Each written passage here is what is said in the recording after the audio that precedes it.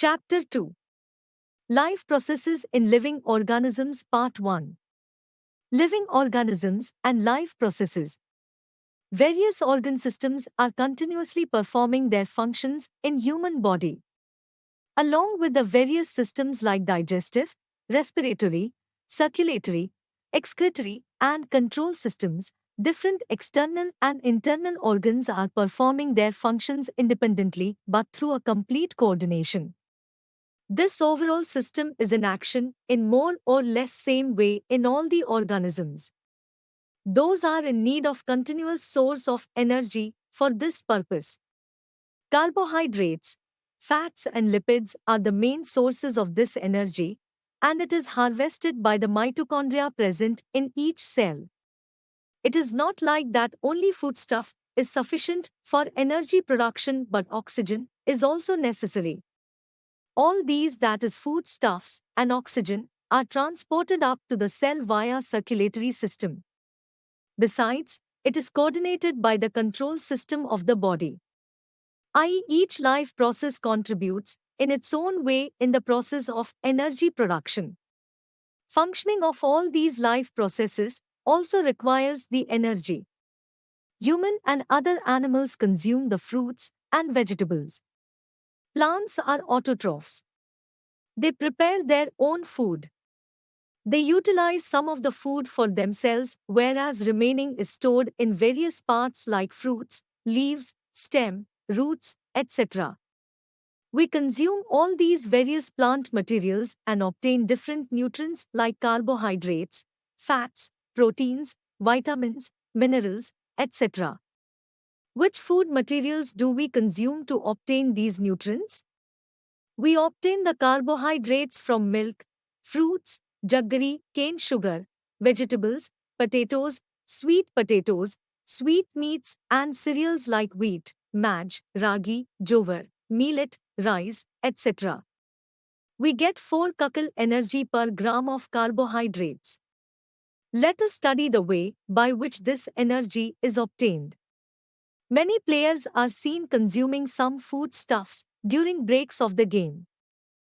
Living organism and energy production. In living organisms, respiration occurs at two levels as body and cellular level. Oxygen and carbon dioxide are exchanged between body and surrounding in case of respiration occurring at body level. In case of respiration at cellular level, foodstuffs are oxidized either with or without help of oxygen. Carbohydrates of the food that we consume every day are mainly utilized for production of energy required for daily need. This energy is obtained in the form of ATP. For this purpose, glucose, a type of carbohydrates, is oxidized step by step in the cells. This is called as cellular respiration. Cellular respiration occurs among the living organisms by 2 methods.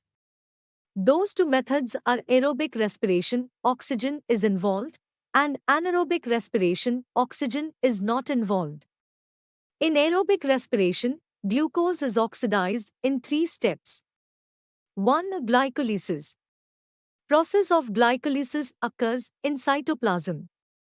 A molecule of glucose is oxidized step by step in this process, and 2 molecules of each I pyruvic acid, ATP, NADH2 and water are formed. Molecules of pyruvic acid formed in this process are converted into molecules of acetyl coenzyme. 2 molecules of NADH2 and 2 molecules of CO2 are released during this process. 2 tricarboxylic acid cycle, Krebs cycle. Both molecules of acetyl-CoA enter the mitochondria. Cyclic chain of reactions called as tricarboxylic acid cycle is operated on it in the mitochondria. Acetyl part of acetyl-CoA is completely oxidized through this cyclical process and molecules CO2, H2O, NADH2, FADH2 are derived. 3. Electron transfer chain reaction. Molecules of NADH2 and FADH2 formed during all above processes participate in electron transfer chain reaction. Due to this, 3 molecules of ATP are obtained from each NADH2 molecule and 2 molecules of ATP from each FADH2 molecule. Besides ATP, water molecules are also formed in this reaction. Electron transfer chain reaction is operated in mitochondria only. Thus, a molecule of glucose is completely oxidized in aerobic respiration and molecules of CO2 and H2O are produced along with energy.